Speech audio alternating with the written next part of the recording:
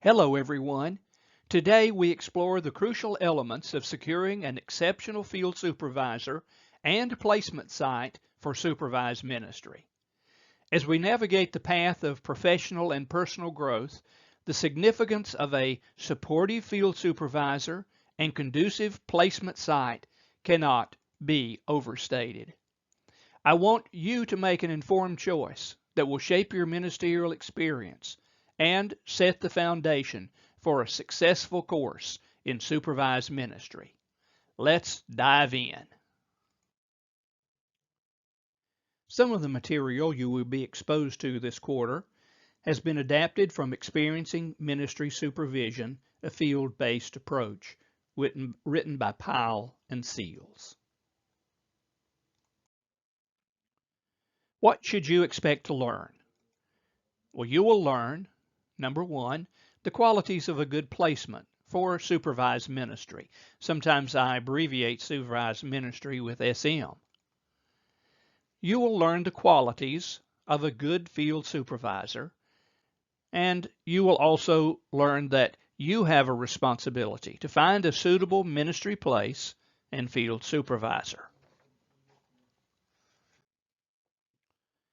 You will want to select a place of ministry and field supervisor that gives the greatest opportunity for learning and for ministry. There are several factors that you should consider. First, the place you select should harmonize with your vocational intent. The ministry placement should be consistent with your sense of calling. The person planning to be a pastor should have an opportunity to participate in pastoral tasks and responsibility. A church musician should be in a placement that involves planning and leading in worship services. A youth pastor should seek a placement where there is ample opportunity to interact with youth in their varied interests and needs. So seek a place of service that enables you to seek first-hand experiences with duties and responsibilities that grow out of your calling. Of course, the ideal setting is not always available. You may not be able to do everything you want, but you should choose a setting that allows you to do many of the tasks you see as your calling. Some may be unclear of your ultimate calling. In that case, it is perfectly acceptable to take a general field placement within the spiritual gift mix God has provided for you. In this way, it's quite possible that God will clarify your calling, and you may even find the ministry you select as rewarding and very enjoyable. With a call to vocational Christian ministry, one is simultaneously called to be a leader, or at least you're looked upon as a leader. Supervised ministry will give you an opportunity to develop your leadership skills. In the ideal situation, you will provide some leadership in specific ministry. That ministry might be a youth program, a children's ministry, a youth ensemble, or a preaching assignment.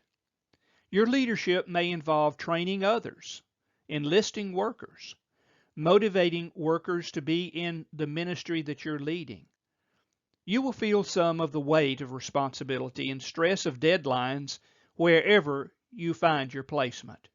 You will learn some of your strengths and weaknesses in this way. Most effective ministry happens in relationships. Most problems in ministry grow out of relational difficulties. Supervised ministry is intended to place you with people who can help you learn how you relate to others. In the process, you will begin to understand how to relate to others and how they respond to you. This, no doubt, will be an indispensable part of your education and growth through supervised ministry.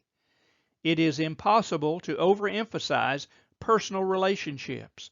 They are the key to successful ministry. If you are to be successful in ministry, in your calling, you will need to work well with all types of people.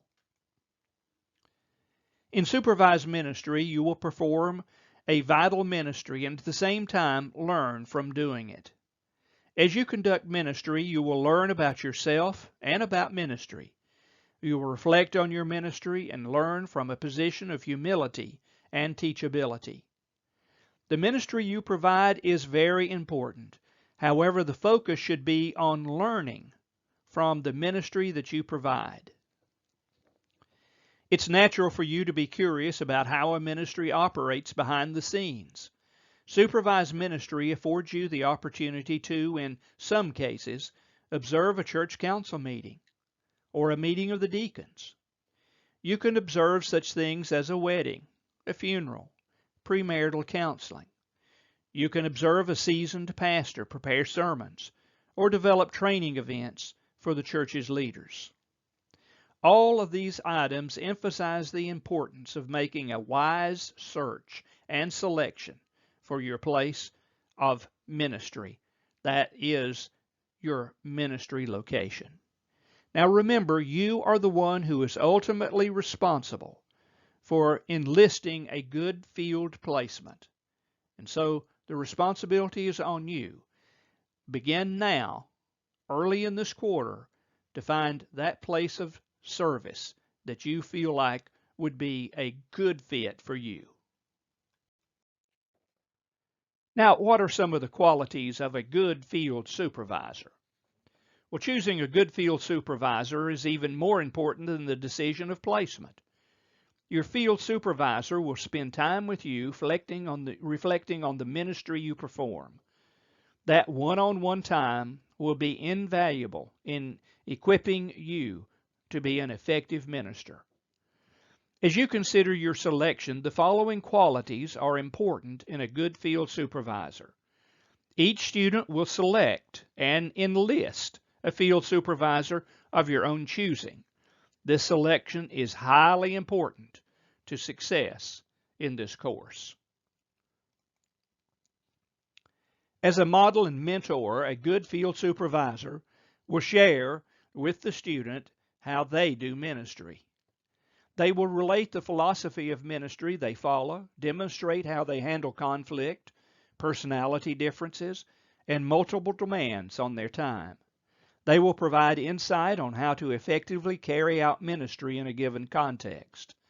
The idea is to learn from the model and the mentor so that your practice of ministry is reinforced, altered, or changed to be more effective in providing ministry.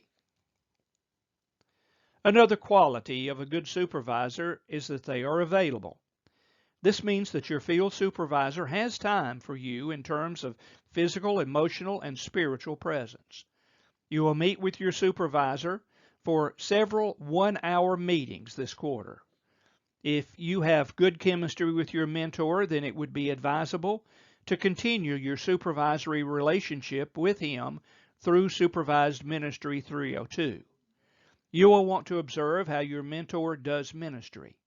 You will discuss written assignments, including such things as your ministry log reports and papers that you write for this class.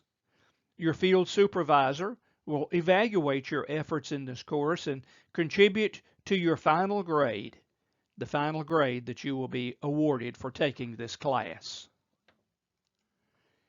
You also want to find a skilled supervisor. You want this person that you enlist to be skilled in supervisory ability. The best supervisors are those who have personally been supervised themselves. They may or may not have experienced formal training in supervision, but they need to have the ability to supervise your work. In other words, they have a clear understanding of what you need.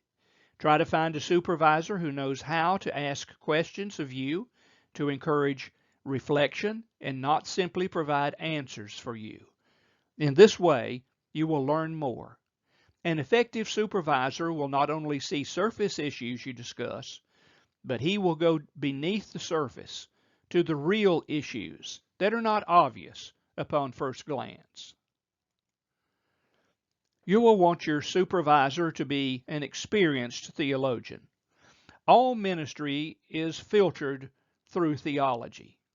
Most persons behave, make decisions, and manifest attitudes based on theological convictions and values, whether conscious or not.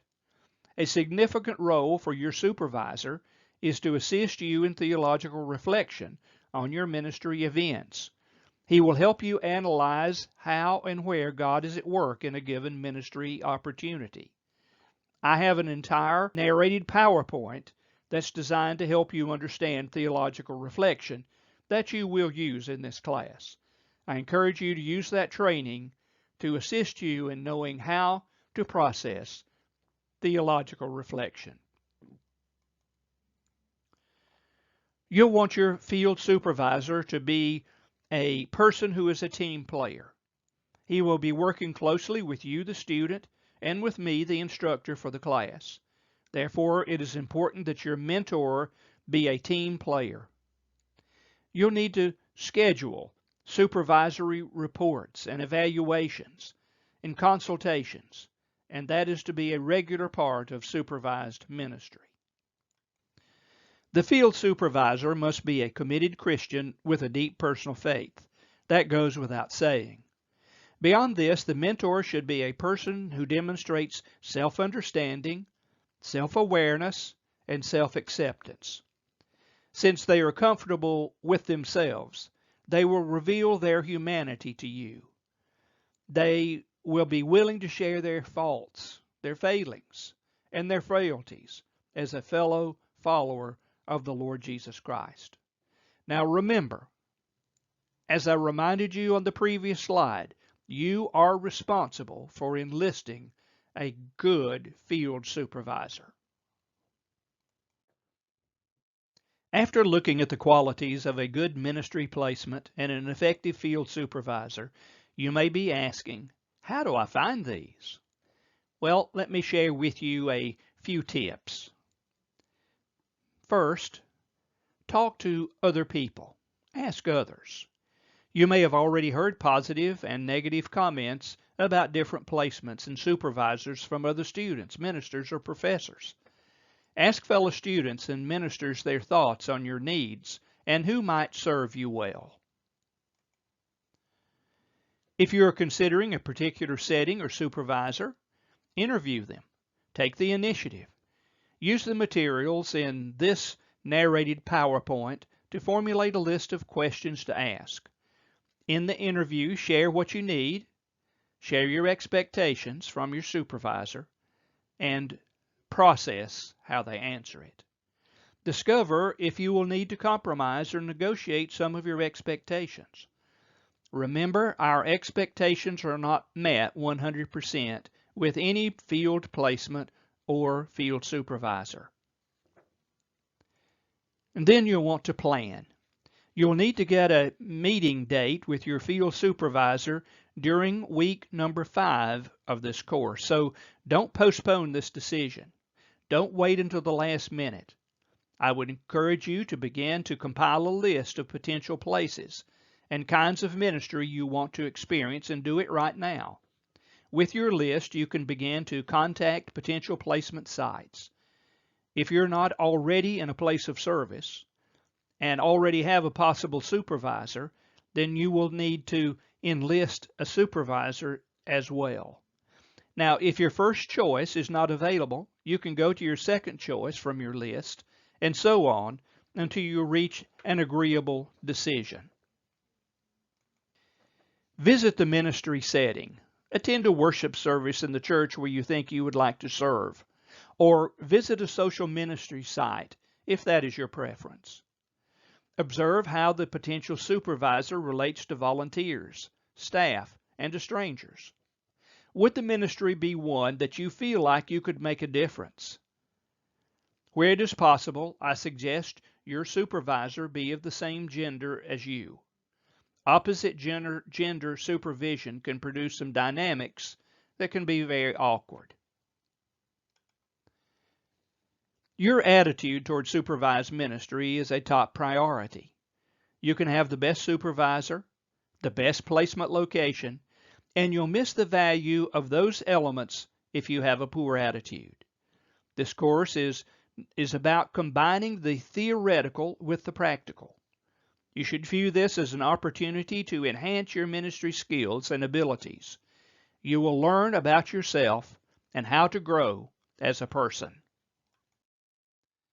The search for an outstanding supervisor and placement site in supervised ministry is a central chapter in your professional and spiritual journey.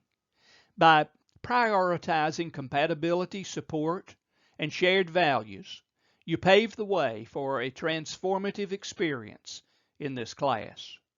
Remember, your mentor and placement site, well, they are foundations for your growth as a minister. As you take this path, I pray you find inspiration, guidance, and fulfillment. God bless you in every way. This ends the presentation.